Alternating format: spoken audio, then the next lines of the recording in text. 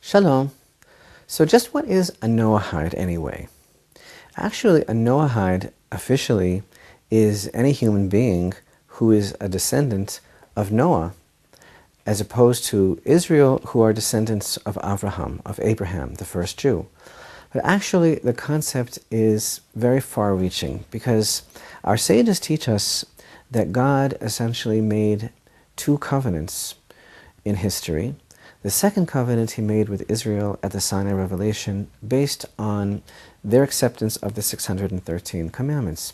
But prior to this, there exists an ancient covenant. And that covenant is based on what's called the 7 Noahide laws. These are universal laws. They are actually laws pertaining to prohibition against idolatry, a prohibition against blaspheming the name of God, certain sexual prohibitions, murder, stealing, the concept of what's called Aver min hachai, which means ripping a limb from a living animal, which is actually a whole kind of ecological idea, and also the concept of establishing courts of justice. Now, these commandments are actually quite complex. They're a lot more than they appear to be. They are really alluded to in the Torah, and this is one of the things that makes the concept of the Noahide covenant so interesting. The verses from which our sages deduce these commandments as being binding upon all humanity, we're going to study about this as we continue. This is something which is actually part of the oral tradition, this revelation. And indeed, we are taught by our sages that this path, the path of the 7 universal laws, was the ancient path of spiritual fulfillment for all mankind. And so when you think about the great tzaddikim, the righteous people that existed in the world before the Torah was given, when we think about Adam himself, and of course Noah and his children, we think about Chanoch, we think about Metushelach, and we think about all of the righteous people of yore. What was their relationship with God? You know, there is a beautiful idea of a certain degree of Torah which was present in the world even before the Torah was given. And we know, for example, that the forefathers of Israel kept the entire Torah. We know that the great tzaddikim, following the tradition of Adam, had a full and a rich relationship with the Creator. What was this based upon? We know that Jacob, when he was running away from his brother, according to tradition, he went and he studied Torah with Shem and Aver, who were not Jewish, who were the leaders of that generation. And he studied Torah with them for 14 years. What was he studying before the Torah was given? There is a concept of the revelation of God in the world before the giving of the Torah at Sinai. And this is connected to this idea that there is a spiritual path of Torah observance in the world, which is universal in its nature. So these 7 laws are considered to be the very bedrock upon which society, from the very inception of the human race, has been formed. And throughout history, there were actually instances throughout the world of individuals and indeed entire communities that based their relationship with the Creator on these 7 universal laws. Again, a manifestation of the wisdom of the oral tradition. So a Noahide is actually a person who is generically a descendant of Noah and who wants to fulfill, we use it in terms of expressing the idea of a person who wants to fulfill these 7 commandments. There is actually an idea that our sages of blessed memory expound upon, and some of the commentaries, as we'll be learning, and Maimonides and others discuss the idea of a conscious acceptance of a person who literally takes upon himself the obligation, even with a declaration, of wanting to do these commandments because he realizes that they were actually commanded by the God of Israel through the tradition of Moses. And what we're going to be learning about is the idea that these 7 laws are really amazingly broad. They contain all sorts of different circumstances, different applications. They are much more far-reaching than they sound at first.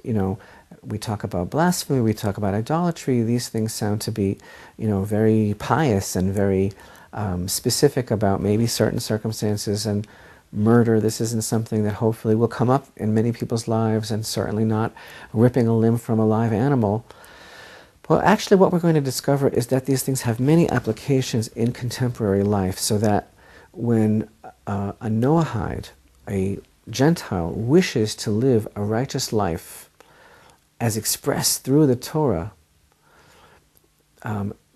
one needs to be informed as to exactly how these rules have application in everyday circumstances. And another thing that we're going to be discussing is really the idea that what all of this is leading us to is the concept that the Torah is a universal plan for the spiritual fulfillment of all humanity, but that within it there are different paths. There is Israel's covenant, and then there is a covenant for all humanity, which is based on these 7 laws.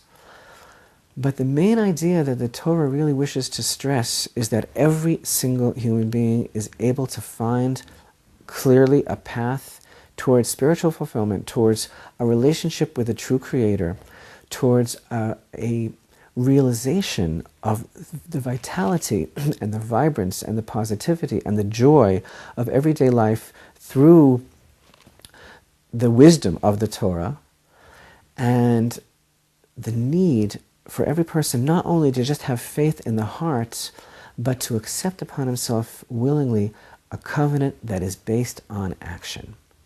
Because the real test of a person in this world is how we act. And this is something that we always come back to as we study Torah, the idea that the proof of our real relationship with Hashem and the progress that we're making spiritually is going to be reflected in our action.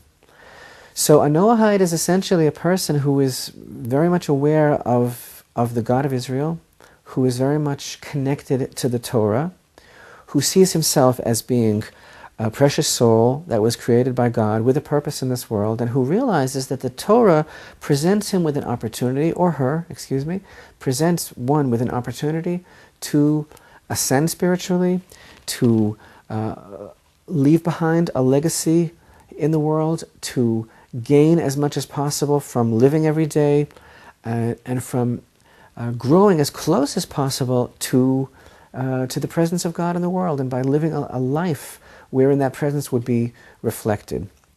And as we're going to see as we get into further detail, even though these laws again are very basic and they're very specific, there is also a concept of the centrality and the universality of the Torah itself in every way that really resonates to all of humanity. And throughout the generations, there were again many instances throughout civilizations, that is recorded by many ancient chroniclers, of Noahide communities, of Noahide life, and much of it throughout the generations was more minimalistic. It was about keeping these laws. Today, there is a tremendous spiritual desire felt by many in the world, to which we are responding, a desire to be as connected as possible to the Torah, a desire by Gentiles to know, where in the Torah do I stand? How much of the Torah is really applicable to me? And as a Noahide, am I to keep a very narrow walk based on these 7 laws? Or is there a message for me in some of the other Torah observances as well? So this is something that we're going to be talking about in detail. And as we continue, we'll begin to understand that the lifestyle, the challenge, the opportunity for potential growth, which is presented to every human being, Gentiles as well as Jews, throughout the Torah, and specifically this covenant of the Noahide laws, is really a program for total spiritual growth and connectivity and sensitivity to the nuances of the potential for for joy and prosperity and spiritual fulfillment in every day. And so what it really all boils down to is, when we approach the Torah with the faith and the knowledge that it is the blueprint of creation, that it is the plan that Hashem has in the world for the uplifting of humanity and the sanctification of life, and indeed the celebration of life that He gives us, that we understand that, and it should be no surprise, that this is all-inclusive, and that Jews and Gentiles find their place there. As we explore the definition of the Noahide covenant, we'll begin to understand the Torah clearly has a very universal message for all people.